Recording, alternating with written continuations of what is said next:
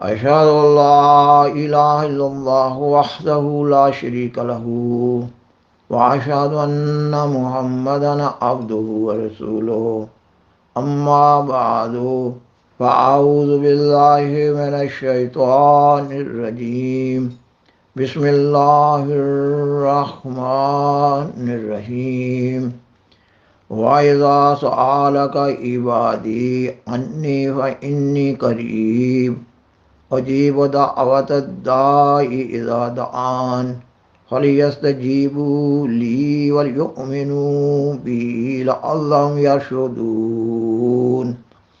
سامعین و ناظرین کرام، السلام علیکم ورحمۃ اللہ وبرکاتہ۔ آج کا پروگرام دعا کی اہمیت و ضرورت اور دعا کی قبولیت کی فلسفی کے بارے میں پیش کیا جا رہا ہے۔ پروگرام کا آغاز قرآن مجید کی سورۃ البقرہ کی آیت 187 کی تلاوت سے کیا گیا ہے، اور اب اس کا اردو ترجمہ پیش کیا جا رہا ہے۔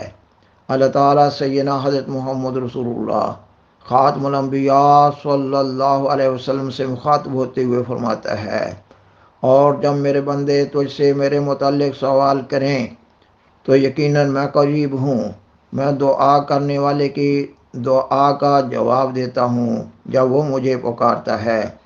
پس چاہیے کہ وہ بھی میری بات پر لبیک کہیں اور مجھ پر ایمان لائیں تاکہ وہ ہدایت پائیں۔ خاکسار بیان کرتا ہے کہ احباب جماعت احمدیہ اپنی اپنی استعداد کے مطابق دعا کی اہمیت و ضرورت، آداب دعا اور دعا کی قبولیت کی فلسفی سے خوب آگاہ ہیں۔ جماعت احمدیہ کی زندگی میں دعا کے مضمون کو بنیادی حیثیت حاصل ہے۔ کہا جاتا ہے کہ جماعت احمدیہ کا اوڑھنا بچھونا دعا ہے۔ اس پروگرام میں دعا کی قبولیت کی فلسفی کے ایک پہلو کو اجاگر کرنے کی کوشش کی جا رہی ہوگی، اور وہ یہ کہ قرآن مجید کی سورۃ البقرہ کی مذکورہ آیت سے بخوبی معلوم ہو رہا ہے کہ اللہ تعالیٰ قادر مطلق کا اپنے بندوں سے وعدہ ہے کہ وہ ہر ایک بندہ کی دعا کو سنتا ہے، قبول کرتا ہے اور جواب دیتا ہے۔ یہ اللہ تعالیٰ کا اپنے بندوں سے وعدہ ہے، اور اللہ تعالیٰ اپنے وعدہ کے خلاف کوئی کام نہیں کرتا، مگر بظاہر عملی طور پر یہ بھی دیکھا گیا ہے کہ کئی ایک بندے اپنی ضروریات اور مشکلات کے پیش آنے پر اپنی استعداد کے مطابق آداب دعا کو ملحوظ خاطر رکھتے ہوئے ایک لمبے عرصہ تک دعاؤں میں لگے رہتے ہیں، مگر ان کی دعائیں شرف قبولیت نہیں پاتی۔ سوال پیدا ہوتا ہے کہ ایسا کیوں ہوتا ہے، جبکہ اللہ تعالیٰ کا وعدہ بڑا سچا اور پکا ہے۔ یہ کہ اللہ تعالیٰ اپنے ہر ایک بندہ کی ہر ایک نیک دعا کو سنتا ہے، دعا کو قبول کرتا ہے اور جواب دیتا ہے۔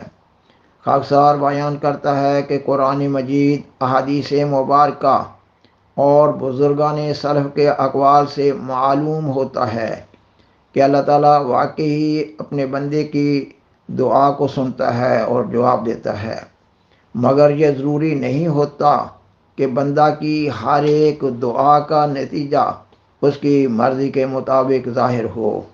سیدنا حضرت مسیح موعود علیہ السلام نے اپنے ذاتی تجربہ اور مشاہدہ کی بنا پر دعا کے مضمون کو قریب الفہم کرنے کے لیے مختلف پیرایوں میں بیان فرمایا ہے۔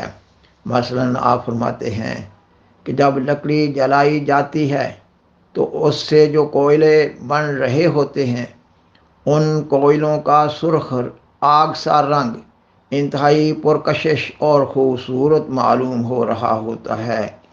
بعض بچے اپنے بچپن کی چھوٹی سی عمر میں ان چمکدار کوئلوں کو ہاتھ میں پکڑنے کے لیے ان کوئلوں کی طرف لپکتے ہیں۔ ظاہر ہے کہ کوئی ماں اپنے کسی بچہ کو دہکتا ہوا کوئلہ اپنے ہاتھ میں پکڑنے کی اجازت نہ دے گی۔ سیدنا حضرت مسیح موعود علیہ السلام نے اس سادہ سی مثال سے دعاؤں کی قبولیت کی فلسفی بیان فرما دی ہے۔ اسلام میں دعاؤں کی قبولیت کی فلسفی یہ ہے کہ جب کوئی بندہ اللہ تعالیٰ کے حضور اپنی دعا پیش کرنے کا آغاز کرتا ہے تو اسی وقت اللہ تعالیٰ کی طرف سے اس دعا کی قبولیت کے آثار پیدا ہونے شروع ہو جاتے ہیں۔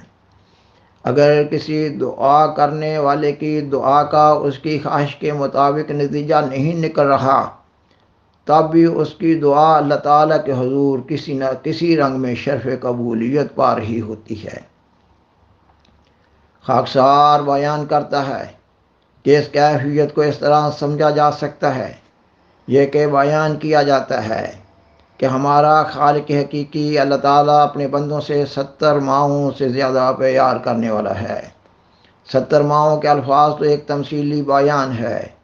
70 ماہوں سے زیادہ کے الفاظ سے یہ ظاہر کرنا مقصود ہے کہ اللہ تعالیٰ کو اپنے بندوں سے اس درجہ پیار ہے کہ اس پیار کا الفاظ میں احاطہ نہیں کیا جا سکتا۔ پس اگر کسی دعا کرنے والے کی دعا اس کی حسب خواہش قبول نہیں ہو رہی تو اس کو سمجھ لینا چاہیے کہ اس کا اسی میں فائدہ ہے، مگر اس کا یہ مطلب نہیں ہے کہ وہ دعا سنی نہیں گئی اور وہ ضائع ہو گئی ہے۔ کسی بندہ کی دعا کرنے کے آغاز اور دعا کی قبولیت تک کا وقت ایک آزمائشی اور ابتلائی عرصہ کہلاتا ہے۔ اللہ تعالیٰ جو اپنے بندوں سے 70 ماہوں سے زیادہ پیار کرنے والا ہے، وہ اپنے بندوں کے مانگنے پر وہی چیز عطا کرتا ہے جو ان کی دنیا اور آخرت کے لیے مفید ہو۔ بعض وقت اللہ تعالیٰ اپنے سے مانگنے والے بندے کے تزکیہ نفس کے لیے دعاؤں کے اس آزمائشی اور ابتلائی دور کو لمبا کر رہا ہوتا ہے۔ دعاؤں کے اس آزمائشی اور ابتلائی عرصہ میں دعا کرنے والے بندہ کو پہلے سے زیادہ توبہ استغفار کرنے کا موقع ملتا ہے، اپنا جائزہ اور محاسبہ نفس کرنے کا موقع ملتا ہے۔ دعا کرنے والا بندہ اللہ تعالیٰ کے حضور نیکی بجا لانے اور بدی سے بچنے کا عہد کر رہا ہوتا ہے۔ دعا کرنے والا بندہ اخلاق حسنہ کو اپنے اندر پیدا کرنے اور برے اخلاق سے اجتناب کرنے کا عزم کر رہا ہوتا ہے۔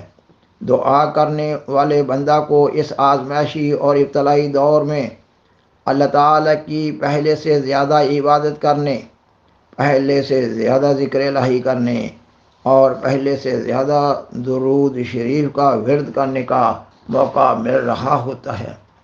اللہ تعالیٰ اپنے بندے کے اس پاکیزہ عمل سے اس کے کئی گناہ معاف کر رہا ہوتا ہے، اور اللہ تعالیٰ اپنے بندے کے لیے اپنی محبت اور قرب کی راہیں پیدا کرنے کا سامان کر رہا ہوتا ہے۔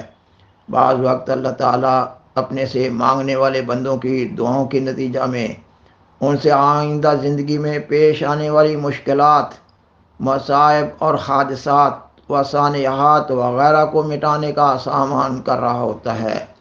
الغرض بعض اوقات اللہ تعالیٰ اپنے سے مانگنے والے بندہ کی دعا کو اس کی خواہش کے مطابق قبول کر لیتا ہے، اور بعض اوقات اللہ تعالیٰ اپنے سے مانگنے والے بندہ کی مانگی ہوئی چیز تو نہیں دیتا، مگر اس کا نعم البدل عطا کر دیتا ہے اور مانگنے والے بندہ کو اطمینان قلب نصیب ہو جاتا ہے۔ اخبار الحکم 17 جنوری 1905 میں ہے یہ کہ سیدنا حضرت مسیح موعود علیہ السلام بیان فرماتے ہیں، دعا کرتے وقت بے دلی اور گھبراہٹ سے کام نہیں لینا چاہیے اور جلد ہی تھک کر نہیں بیٹھنا چاہیے، بلکہ اس وقت تک ہٹنا نہیں چاہیے جب تک دعا اپنا پورا اثر نہ دکھائے۔ جو لوگ تھک جاتے ہیں اور گھبرا جاتے ہیں وہ غلطی کرتے ہیں، کیونکہ یہ محروم رہ جانے کی نشانی ہے۔ میرے نزدیک دعا بہت عمدہ چیز ہے، اور میں اپنے تجربات سے کہتا ہوں، خیالی بات نہیں۔ جو مشکل کسی تدبیر سے حل نہ ہوتی ہو، اللہ تعالیٰ دعا کے ذریعہ اسے آسان کر دیتا ہے۔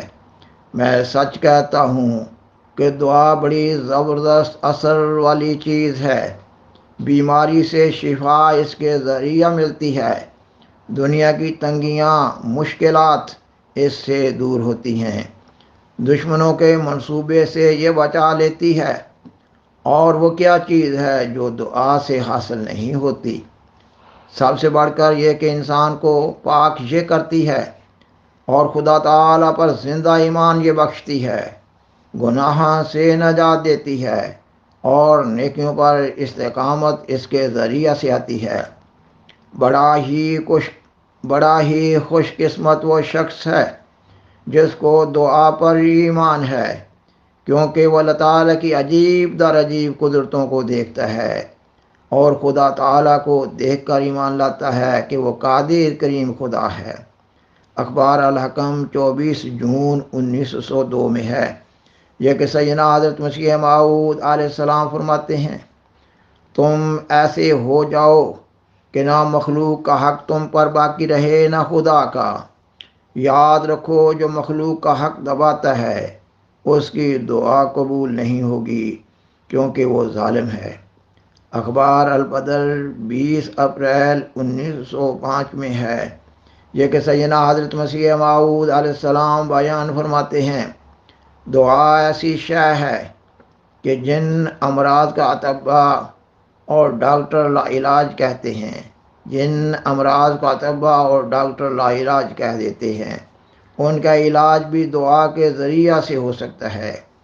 سامعین و ناظرین کرام، بالآخر درخواست ہے کہ برائے مہربانی اس پروگرام کو دوسروں سے شیئر کریں اور عذرہ کرم اس چینل کو سبسکرائب کریں۔ جزاکم اللہ تعالی احسن الجزا، وآخر دعوانا ان الحمد للہ رب العالمین، والسلام علیکم ورحمۃ اللہ وبرکاتہ۔ شکریہ۔